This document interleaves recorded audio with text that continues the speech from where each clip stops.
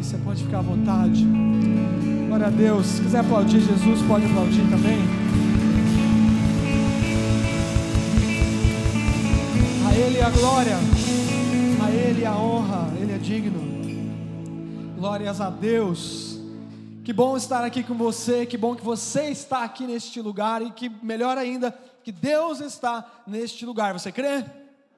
Amém. Onde há dois ou três reunidos em meu nome, ali eu estarei no meio deles. Aqui estamos em tantas pessoas. Então tenha convicção. O nosso amado está aqui na pessoa do Espírito Santo. E eu creio que Ele quer falar comigo, quer falar contigo. Você quer ouvir? Amém? Que assim seja em nome de Jesus. Nós temos aí, estamos numa época de férias. Muita gente deve estar por aí, talvez nos visitando aí, né? Tem alguém nos visitando nessa noite? Você pode levantar. Sejam muito bem-vindos, que Deus abençoe a vida de vocês, essa porta, essa casa, né, de pão, que graças a Deus tem sempre muito pão, e às vezes tem até uns pedaços de carne para a gente levar para casa e comer durante a semana. Que bom ter você aqui também se alimentando conosco. Se você quiser, nós estamos no meio de uma série de mensagens chamada Realizando Sonhos.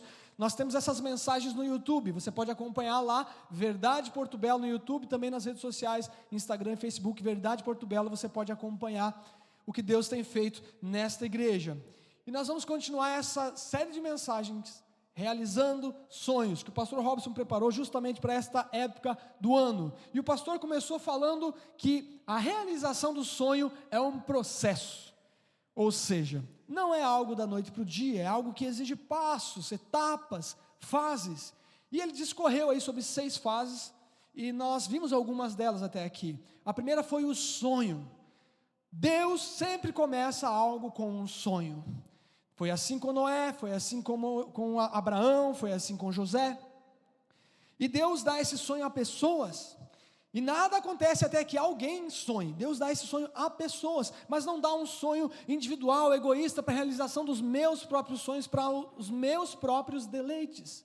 O sonho precisa estar alinhado com a vontade de Deus, precisa ser um sonho que cumpra o propósito de Deus para nossa e para a tua geração. Essa é a primeira fase, o sonho. A segunda, a decisão. Nós vimos na semana passada. Decida firmemente dedicar tempo e energia no sonho de Deus para a tua vida. Tempo e energia no plano de Deus para a tua vida. E para isso você vai precisar de sabedoria, foi o que nós vimos na semana passada, decisões sábias. Você já ouviu aquele princípio de Pareto, famoso 80-20, né? Que afirma que 80% dos resultados vêm de 20% das ações. Então, se você quiser dedicar o seu tempo em coisas que de fato tragam resultado e o levem à realização do sonho de Deus para a tua vida, você vai precisar tomar decisões sábias. E essa foi a segunda fase que nós vimos, decisão. E a terceira nós vamos ver hoje, que é a fase da demora, vamos dizer assim, se você preferir, a espera. O título dessa mensagem é Persistindo na Demora. Vamos repetir isso para guardar? Persistindo na demora. Como assim, Daniel? Deus demora? Será que Deus demora? Deixa eu te dizer, querido, Deus faz as coisas no tempo certo.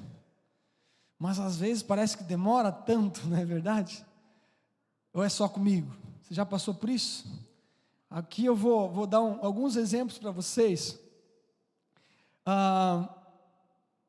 Vou aproveitar que o meu irmão está aqui, o pastor Jean está nos visitando com a Cris, visitando, né? É visitante aqui também. Já vou citar uma história nossa aqui, né? Nós somos em 5 irmãos. O pastor Robson é o primeiro.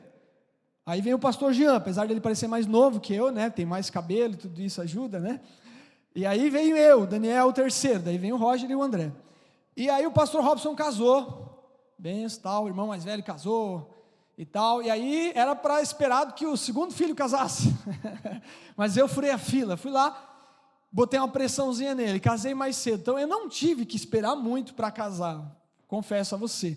Mas isso deve ter botado uma pressão lá no Jean, né? E aí nós orávamos naquela época por pedidos de oração uns do outro, né? Eu pelos dele, ele pelos meus. Fizemos isso alguma vez e entendemos que tínhamos que orar de maneira específica e tal. Eu já estava namorando naquela época, orando para noivar e casar, né? Essa é história para outro momento. Mas a dele era a há de vir, né? Era aquela que viria. E de fato, né? Graças a Deus, no tempo certo, né, veio a pessoa certa para ele. Hoje eles são um casal abençoado que me pastoreia a igreja lá de Tijucas, né? 3 filhos aí. Eu também casei, estamos com 3 filhos até aqui. Mas eu estava procurando aí na memória um momento de espera maior para mim, já que o casamento não foi esse, né? E eu me lembrei do início da história dessa igreja. Ontem, de manhã eu falei 35 anos, mas faz 36 anos. A gente conta pela idade do meu irmão mais novo. Ele casou ali mais ou menos naquela época ali. Então, 36 anos atrás, a igreja, a verdade, começou. Não aqui em Porto Belo. Em Porto Belo vai fazer 25 esse ano, né? Mas 36 anos atrás, a igreja estava começando no mover do Espírito Santo, muitas pessoas orando, falando em línguas, dons espirituais, curas. Isso ainda acontece, talvez mais esse passado. Naquela época, o Espírito Santo estava fazendo isso com mais frequência. E eu via tudo aquilo acontecer, era demais. Apesar de eu ser uma criança naquela época, eu tinha memória vívida daquilo ali. Eu sabia o que Deus estava fazendo, tinha convicção daquilo que ficou guardado muito forte na minha mente. E eu desejava muito falar em línguas. Esse negócio de falar em línguas me chamava a atenção, ainda mais depois que eu li que Paulo falou para a gente almejar os dons espirituais. Então eu orei. Só que sabe o que acontecia? Passava 2 meses uma pessoa na igreja e daqui a pouco ela ia lá na frente responder uma oração e estava orando em línguas lá. E eu, ei Deus, esqueceu de mim? Chamou a minha senha e eu não ouvi? Me dá outra aqui que eu quero de novo. E eu fui tantas e tantas vezes responder apelo para isso. Para encurtar a história, não vou te contar os detalhes do porquê isso demorou tanto para a minha vida, porque eu quero me ater aqui ao tempo. Mas foi concluir praticamente 12 anos, orando e pedindo, até que, enfim, por N motivos que Deus trabalhou na minha vida, me preparou para tal, e Deus me agraciou com isso. Então, se você quer, meu conselho é ore, o tempo que for. Pode até ser mais do que isso, mas se é o desejo sincero do teu coração, você vai insistir nisso. Mas por que Deus parece demorar às vezes, amado, para responder as nossas orações? Todos nós, em algum momento da nossa caminhada da fé, temos um período de espera. Por que Deus, então, parece demorar, né, para nós? Guarde isso. Aquilo que parece demora, não é por acaso. Faz parte do plano de Deus para realizar o sonho dele na tua vida. Só de saber disso, que faz parte do plano de Deus, você já devia sentir um pouco mais de paz.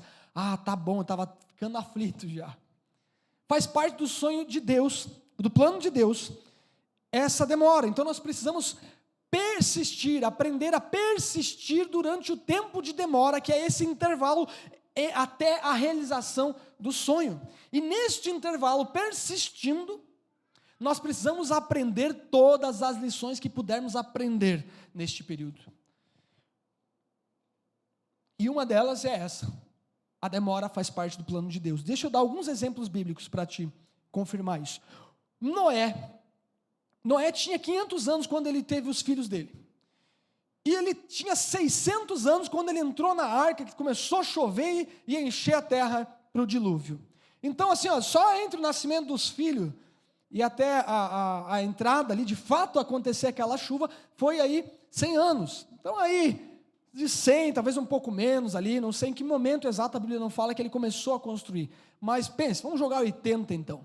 80 anos esperando, e não só de qualquer jeito, construindo uma coisa que ninguém tinha construído daquele tamanho, e esperando algo que nunca tinha acontecido antes, uma chuva que era capaz de inundar a terra. Pense, algo que nunca tinha sido feito.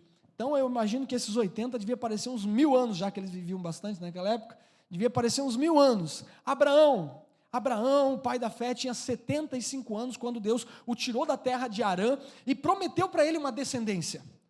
E ele vai ser pai do filho da promessa com 100 anos. Então, ele esperou 25 anos, pelo menos, porque eu tenho certeza que antes dos 75 ele sonhou em ser pai. Então você pensa aí, se você acha que está demorando, pensa nessas histórias aqui. José do Egito, aí vai para os mais jovens, né? José, ele tinha 17 anos quando ele ganhou aquela túnica bonita do pai dele. Teve aquele sonho, compartilhou e deu tudo aquilo, né? Ele foi parar no poço, aí ele foi parar na casa de Potifar como escravo, fez limonada dessa situação, foi parar injustamente na cadeia, e ele passa mais de 2 anos na cadeia. Porque 2 anos foi só o tempo do copeiro ter uma oportunidade de lembrar dele lá para o faraó, e ele então poder lá interpretar o sonho do faraó, se tornar o governador do Egito, isso aos 30 anos. Então, foram 13 anos, passando mais de 2 deles na cadeia. Então eu também acho que esses 13 anos devem ter parecido uns 30 também. Imagine você ser traído pelos seus irmãos, toda essa situação. Davi, o rei Davi, o homem segundo o coração de Deus, ele era um adolescente quando foi chamado.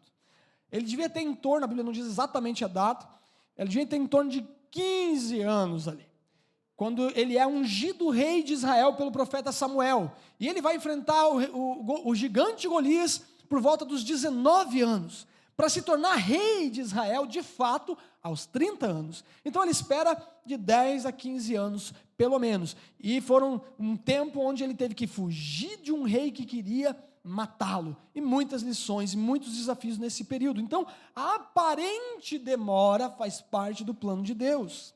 Mas qual o propósito da demora? Qual o propósito da demora?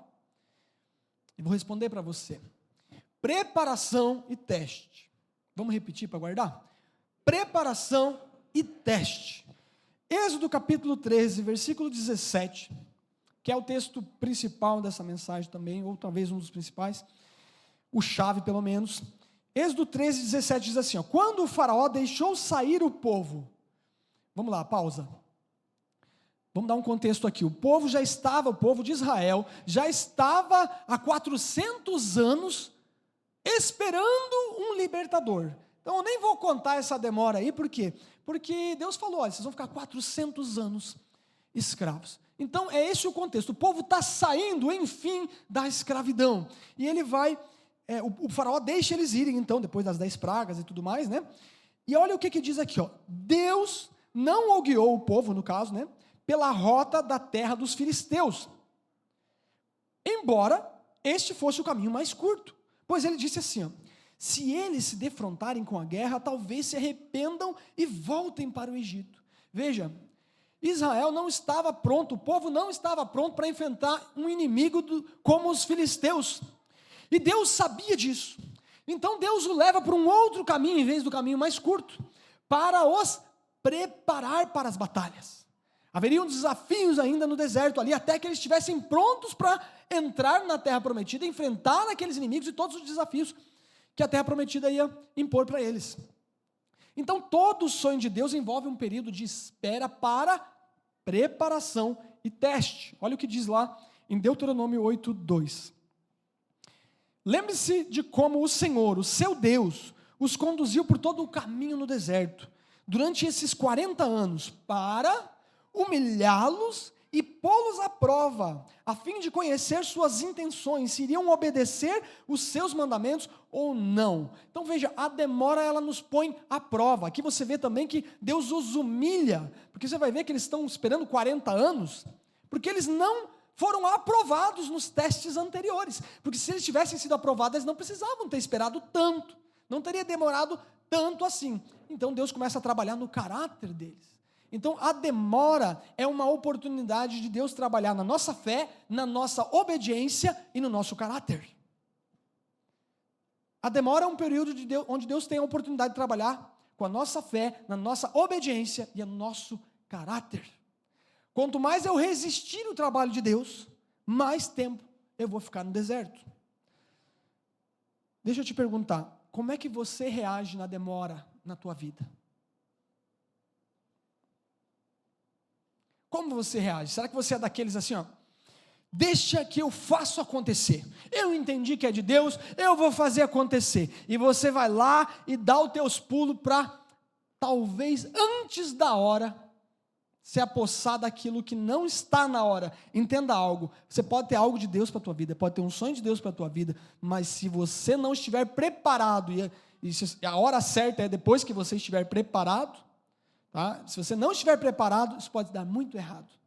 Eu já vi muitas pessoas que eu entendo até que tinham um chamado de Deus e saíram para encarar esse desafio antes da hora, antes de serem preparados o suficiente, antes de ganharem a resiliência necessária, antes de ganharem raízes profundas. Eles vão lá, até de bom coração servir a Deus, mas o que acontece, infelizmente eu vi muitos, uns já desistem e fogem, né? E alguns são destruídos no meio do caminho, as famílias são desmanteladas, são atacados e não resistem à batalha, porque não se deixaram preparar, não deixaram Deus trabalhar não for uma terra boa ali para Deus trabalhar, maleável. Então a nossa reação durante a demora, ela revela a nossa maturidade espiritual. Será que estamos tão maduros assim? E ela revela também a nossa confiança em Deus. Porque é fácil falar que eu confio em Deus quando está tudo indo bem. Eu quero ver na hora do desafio, quero ver na hora de enfrentar os inimigos.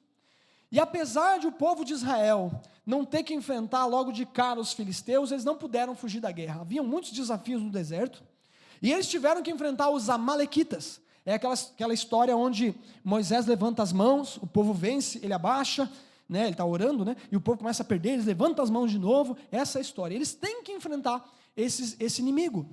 O rei Davi, antes de se tornar rei, teve que enfrentar Golias, que aliás foi só a primeira de muitas batalhas e desafios que Davi teria que enfrentar até realizar o sonho de Deus na vida dele, estar preparado para isso. Da mesma maneira, eu e você não vamos escapar disso. Nós precisamos enfrentar alguns inimigos, e eu vou destacar 3 deles, não são os únicos, eu vou destacar 3 deles aqui: a distração, a preocupação e o medo. A distração, a preocupação e o medo. A distração. Quando eu falo distração, eu quero dizer aquilo que rouba o seu foco. Não estou falando apenas de passatempos e coisas desse tipo, mas aquilo que rouba o seu foco. Quando você está distraído, você esquece do propósito, do porquê você está fazendo as coisas. Há muitos anos atrás eu compus uma canção, um trecho dela fala assim: ando procurando no que melhorar, paradigmas ruins que eu possa trocar, na correria eu me esqueço. Eu me esqueço que eu estou tentando mudar. Eu não sei se você já passou por isso.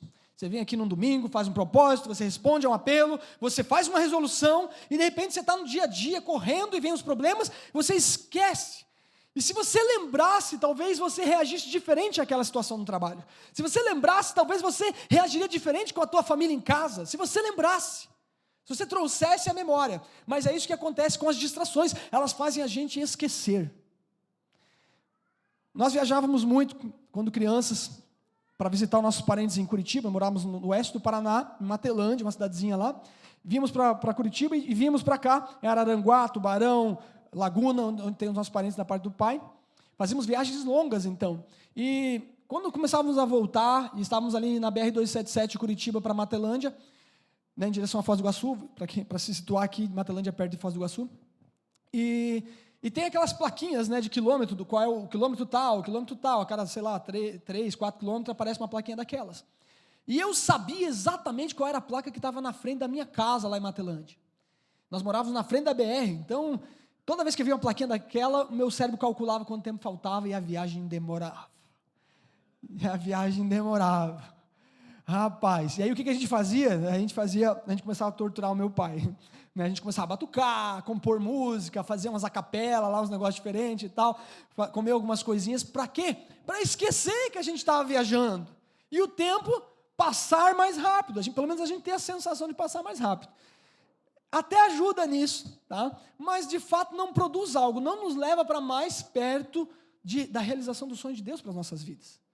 Para não dizer que tudo foi um desperdício, muitas das vezes nós passamos escutando, na época, Nelson Ned, louvores de fita cassete ainda, as palavras da Valnice Milhomens, que é uma bênção, eu recomendo até hoje, né? E muitas coisas desse tipo foram edificantes. Na época do Disque Meia ainda, eu vi algumas coisas ali, individuais, né? Como vencer, tinha umas coisas assim que nós escutávamos, que também eram edificantes. Então veja, pode ter o lado de esquecer do tempo, de repente numa fila, inevitável, isso pode ser útil para você, mas a bem da verdade é que não traz nada, não produz nada. E o problema é quando a gente não esquece só do tempo, a gente esquece de Deus. A gente se esquece do que Deus já fez até aqui. E aí perdemos o foco daquilo que Deus está querendo fazer, aquela promessa que Deus te deu, aquele sonho que Deus te deu, vamos ficando lá para trás, vamos ficando apagados porque nós estamos distraídos, ocupados demais, entretidos. E esquecemos, lá em Salmo 106, 13 diz assim: mas logo se esqueceram do que ele tinha feito e não esperaram para saber o seu plano. Contextualizando, Salmos não é a descrição lá da saída do povo de Israel, aqui é uma citação, uma referência a essa situação. Mas se você ler o versículo 11, Deus fecha o mar abre o mar para eles passar, Deus fecha o mar nos seus inimigos, destrói os seus inimigos. No versículo 11. No versículo 12 eles celebram, eles festejam, né? E no 13 eles já esquecem. No 13 eles já esquecem o que Deus tinha feito. Eu sempre pensei que se eu tivesse visto o mar se abrir na minha frente, meu Deus, a minha fé ia ficar inabalável. Nada podia me roubar a fé, mas a bem da verdade também, eu costumo dizer que se passar um homem voando aqui, todo mundo vai ficar arrepiado. O que é isso? Mas daí como passa um, passa outro, quando vê a gente já começa a falar assim, aquele lá não voa tão bem. Não é verdade? A gente se acostuma com as coisas, e eu acho que era isso que estava acontecendo. O povo não estava valorizando, estava esquecendo. Estava distraído com um monte de problemas. Muitas coisas podem ser distrações, mas não se esqueça, esse é um inimigo que você precisa enfrentar. Eu vou falar mais sobre como, mas deixe-me falar sobre o segundo inimigo. A preocupação. Preocupação é você se ocupar antecipadamente. Então eu gosto de dizer que tem dois lados na preocupação. Tem um lado bom, lado positivo, e tem o lado negativo. O lado positivo da preocupação é quando você se preocupa de planejar, você se preocupa de se antecipar a um problema. Você vai fazer uma prova, ou vai resolver um problema, você vai se preocupar de planejar isso. Vai fazer uma viagem, vai se preocupar de planejar isto. E aí você vai estar preparado para evitar problemas. Esse é o tipo de preocupação que eu acho que muitos deviam ter e não tem, né? Tem só a outra, só a negativa. Eu gosto de uma frase que o Mark Murdock diz que é: a inquietação é o teu futuro pedindo uma instrução. A inquietação é o teu futuro pedindo uma instrução. Você está inquieto, mas você ainda não fez o plano, você ainda não traçou, tem algo dentro de você que está dizendo, vai dar errado, mas claro, nós vamos aqui tocar, o cara não ensaia, já pensou? Ele não ensaia, não sabe qual que é a música, e aí, claro, fica preocupado, mas se ele sabe antecipadamente, ele vai lá, ensaia, sabe o tom, passa. Ontem eu passei, eu estou tranquilo, vai dar tudo certo. Eu vou repetir hoje o que eu fiz ontem aqui, com a graça de Deus. Então tem esse lado positivo. Se você não faz esse tipo de coisa, pode fazer. Mas tem o lado negativo da preocupação. A preocupação é aquela que é aquele pensamento fixo e perturbador que não sai da nossa mente, que fica dizendo para nós: você não é capaz.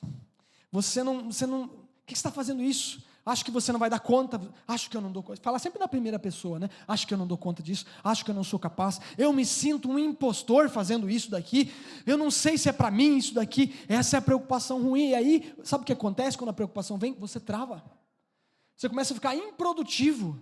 E vai aqui um alerta, que eu não tenho tempo de discorrer. A improdutividade, para mim, é uma das situações mais perigosas que a gente vive.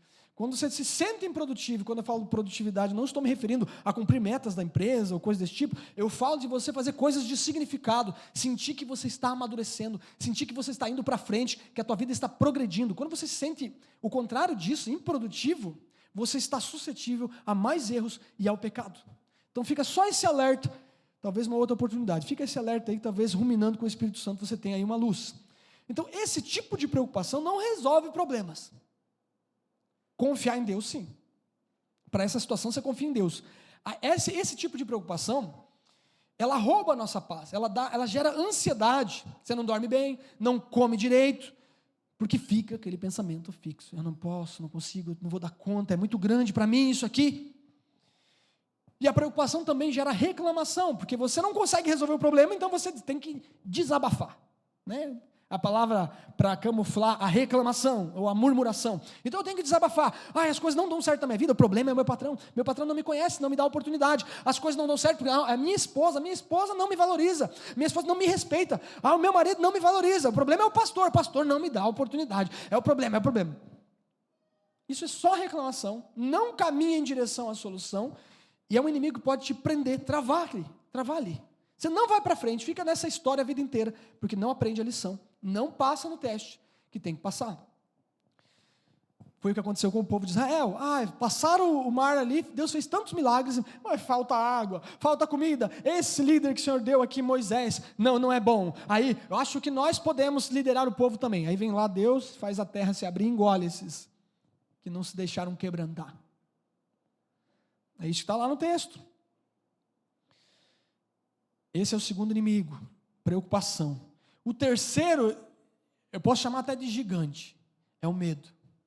O medo, a inquietação, a intimidação, melhor dizendo. O medo, ele impede o avanço, trava, rouba também a produtividade. Lá em Números, capítulo 13, vai contar a história dos espias, né? O povo de Israel vai lá dar uma espiadinha na terra de Canaã, para ver como é que estava, muito antes daqueles 40 anos que se passaram. E eles vão lá dar uma olhada na terra e falaram: olha, a terra é boa, só que tem gigante lá. E aí, veja, a maioria do povo não foi só 12 pessoas lá. Só 12 pessoas olharam aquela terra e deram o seu relatório. 10 delas, um relatório ruim, 2, um relatório bom. E o povo olhou para aquele relatório e falou: eles são gigantes. Meu Deus, eles devem ser gigantes mesmo. E aquilo devia ser enorme. O medo começou a tomar conta deles e eles se viam aos seus próprios olhos. Eles olhavam para si e se sentiam como gafanhotos. O problema é tão grande, e eu vou me sentindo tão pequeno. O medo, ele prolonga o tempo da demora. Foi isso que aconteceu. Eles não entraram naquela época, muito antes dos 40 anos, porque eles tiveram medo. Eles não creram, não confiaram, então eles tiveram que esperar. Se você não enfrentar esse gigante, não derrotar esse gigante, você pode rodar na tua vida, querido. Não importa quantos anos você tenha, você vai ficar naquela lição da tua vida, nunca passa, as coisas se repetem. Já teve essa sensação que você está passando pela mesma coisa? É o mesmo problema, parece um déjà vu. Tem uma lição que ainda não foi aprendida. Peça a sabedoria ao Espírito Santo para saber qual é. A intimidação, ela pode ser pior do que o medo. Teve uma época, lá no trabalho, que nós assumimos uma encomenda, e o cliente já tinha pago antecipadamente, fizemos um orçamento, e a coisa estava ficando maior do que de fato nós previmos. E eu não conseguia ir para frente. Eu ia toda vez que eu sentava na frente do computador tentar resolver aquilo lá, não andava nada. Como se eu fizesse um esforço de um caminhão e andasse na velocidade de uma formiga. Não conseguia ir para frente, aquilo foi crescendo, o tempo foi passando, o prazo foi encurtando, e algo dentro de mim dizia: você não vai dar conta. Você não vai dar conta, isso aí vai ser tua ruína, isso é um problema. E aquilo estava tomando, eu não conseguia mais. E eu ia para frente do computador e eu ia fazer tudo menos aquele problema, porque eu não conseguia ir para frente. Fazer aquilo fazia eu me sentir pequeno, fazia eu me sentir um gafanhoto. Então eu fazia o que todo procrastinador faz. Ele não fica fazendo nada, ele fica fazendo aquilo que, qualquer outra coisa, menos o que devia estar fazendo. Até que eu entendi que estava sendo intimidado por aquele problema. Aquele problema estava virando um gigante na minha frente. Deixa eu te dizer. E eu quero dizer o que você vai fazer para enfrentar esses inimigos e o que você vai fazer durante o período de demora. Vou te dar alguns conselhos. Não se deixe intimidar pelos problemas e desafios. Pare de falar o quanto você é pequeno e comece a falar o quanto teu Deus é grande. Para de falar o quanto você é pequeno e incapaz, comece a falar o quanto teu Deus é o Todo-Poderoso. Quanto Ele pode, pare para pensar. O Deus Todo-Poderoso, Criador, o Rei do Universo, escolheu habitar em você. Ele habita em você. Não tem nada fora dessa situação aqui. Vou me fazer aqui a casa do Espírito Santo. Que seja maior do que aquele que está em mim. Nada. Maior é aquele que está em mim do que aquele que está no mundo. Você crê nisso? Então, o que tem lá fora que eu já não tenho em mim? Alguém maior para resolver esse problema. Pare de falar o quanto você é pequeno e comece a falar e professar com os teus lábios o quanto Deus é grande. Bill Johnson diz uma frase assim, ó: seja mais consciente de Deus do que dos problemas. Você fica falando mais sobre os problemas do que a grandeza do teu Deus, você está mais consciente dos problemas. Começa a falar do teu Deus, em vez de só dos problemas, começa a falar: meu Deus, vamos orar aqui, meu Deus pode resolver esse problema. Eu não sei a solução, mas eu sei quem sabe. Eu vou falar com quem sabe, quem pode me ajudar a resolver. Eu vou falar com ele. E assim você vai derrotando esse gigante da intimidação, esse gigante do medo, da distração, da preocupação. Consciente de Deus, concentre-se na presença de Deus. Deus está comigo. Ah, Daniel, você não conhece a minha vida, Daniel. Deus até estava comigo, mas eu ando errando tanto que eu acho que ele saiu. Acho que ele foi dar uma volta. Deixa eu te dizer, o dia que você convidou o Espírito Santo para morar em você, veio para morar, não para fazer um passeio, passar as férias. O Espírito Santo veio morar em você. Então, quando você erra, ele não vai embora, não. Ele fica até triste, está ali. Talvez encoberto por um monte de entulho que está no nosso coração. Mas ele não vai embora. Porque Hebreus capítulo 13, versículo 5 diz assim, ó: eu nunca, Deus falando, eu nunca o deixarei, nunca o abandonarei. Se você lembrar disso diante de qualquer situação, às vezes durante a Covid, alguma situação familiar, alguma situação no trabalho, ficou aquela impressão de medo dentro de você, eu preciso lembrar disso. Que Deus está comigo e Ele nunca vai me deixar e nunca vai me abandonar. Ainda que todo mundo me abandone, eu nunca estarei sozinho. Deus está com você em todos os momentos, mesmo naquela espera silenciosa, no silêncio da espera. Deus está com você. Se você lembrar disso, querido, você vence. E foi isso que aconteceu comigo naquela situação. Eu me dei conta. Eu ouvi um pregador dizer, olha, a intimidação pode ser pior que o problema. Eu pensei, é claro. Sabe, quando Davi, o povo de Israel estava lá, enfrentando, ou pelo menos sendo intimidado pelos filisteus, estava lá Golias, vem aqui, quero um desafiante aqui, e o povo estava todo com medo, intimidado, olha o tamanho daquele cara lá, e aí vem Davi, e Davi fica falando, olha o tamanho dele, não, sabe o que Davi fala? Você vem contra mim com espadas, mas eu vou contra você em nome do Senhor dos Exércitos. Ele fala do Deus que ele tem, do Deus que ele serve, que é esse gigante perto do meu Deus? Isso aqui não é nada. Ele entende, aquilo não o consome, ele não é intimidado pelo problema, quando ele entende que o Deus Todo-Poderoso está com ele. Escolha lembrar.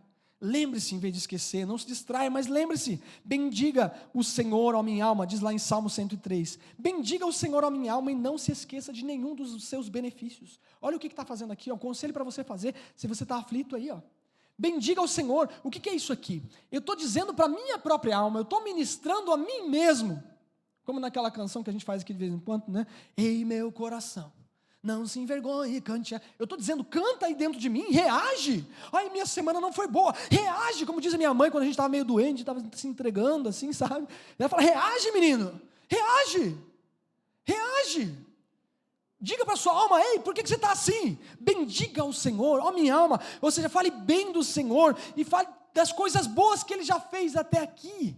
E não se esqueça de nenhum dos seus benefícios, das pequenas coisas, do travesseiro que eu tenho para deitar, o teto sobre minha cabeça, o trabalho que eu tenho, as coisas maravilhosas que Deus fez na minha vida. Mas lembre-se e bendiga, fale, faça os seus lábios pronunciarem essas palavras. Há poder de vida e morte na boca do homem. E assim você vai fazendo esses gigantes ficarem pequenininhos. É como se você estivesse numa gangorra, você está lá, o problema está lá, mas ele é tão grande, e você começa a tomar coragem em Deus, se encher de Deus, você vai ao encontro dele, ele vai diminuindo. E você vai percebendo quão grande é Deus em relação a esses problemas. E lembre-se, o mesmo Deus que agiu lá no passado, vai agir novamente. O mesmo Deus que agiu lá atrás, vai agir novamente. Então vão aí alguns conselhos, mais alguns conselhos. Em vez de se preocupar, ore continuamente. Ore continuamente. Filipenses 4, 6 e 7 diz assim, não andem ansiosos por coisa alguma. Não andem. Mas em tudo, pela oração e súplicas, e com ações de graça, apresentem seus pedidos a Deus. Olha, então você está preocupado, ansioso, o que você faz?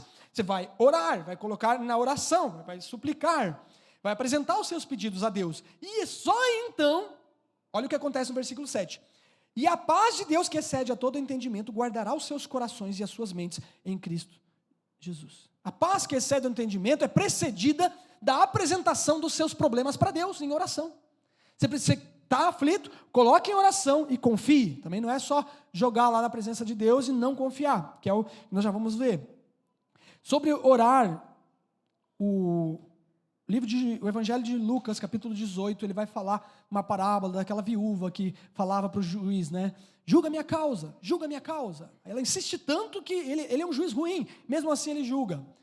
Fala sobre a importância de nós orarmos sempre, sem cessar e nunca esmorecer. Eu tive uma experiência com isso aí, muitos anos atrás, quando eu era mais novo. Eu gostava de abrir a Bíblia. Deus, fala comigo. Aí eu abria a Bíblia, apontava o dedo assim, e às vezes ele falava mesmo. Porque eu acho que Deus, ele trata a gente como criança quando somos criança. Certo? Mas ainda não somos mais criança. Mas eu estava fazendo isso. Aí, de novo, Deus, fala comigo. Daí caiu nessa passagem, eu falei, essa aqui eu já li. Aí, no outro dia, Deus, fala comigo. Abre, pá.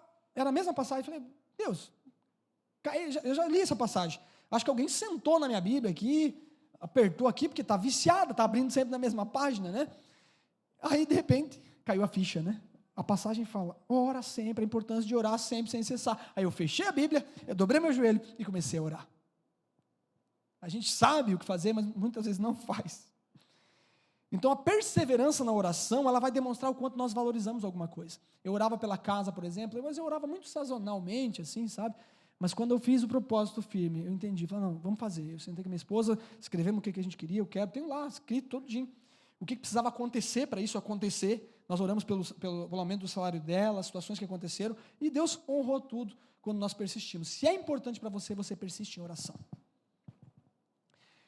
Espere no Senhor, Isaías 40, 31 diz assim, ó, aqueles que esperam no Senhor renovarão as suas forças. Está se sentindo fraco? Espera no Senhor. Em outras palavras, descansa nele, confia nele. Salmo 37, 7 diz, descanse no Senhor e espere pacientemente por ele. Fez a tua parte? Amém, fiz minha parte. Apresentou tuas necessidades em oração? Amém. Então, agora espera no Senhor. Confie em Deus. Hebreus 10, 35. Diz assim, Hebreus 10, 35, pois por isso não abram mão da confiança que vocês têm. Ela será ricamente recompensada. Saiba disso. Confie. O que Deus promete é que Ele vai recompensar a tua confiança nele. Como diz em Provérbios 3, 5, também confia no Senhor de todo o teu coração, não se apoie no seu entendimento. Confia no Senhor de todo o seu coração. E Isaías 30, 15 também diz, na quietude e na confiança está o seu vigor. Está precisando de força? Te aquieta. Te aquieta e confia. Aí você vai ver as tuas energias voltarem. Já tirou férias e não descansou? Não descansa aqui? Não descansa aqui? Aquieta e confia. E por último, persevere. Hebreus 10, 36 diz, vocês precisam perseverar, de modo que quando tiverem feito a vontade de Deus, recebam o que Ele prometeu. Então a persistência é esse combustível que mantém o sonho vivo.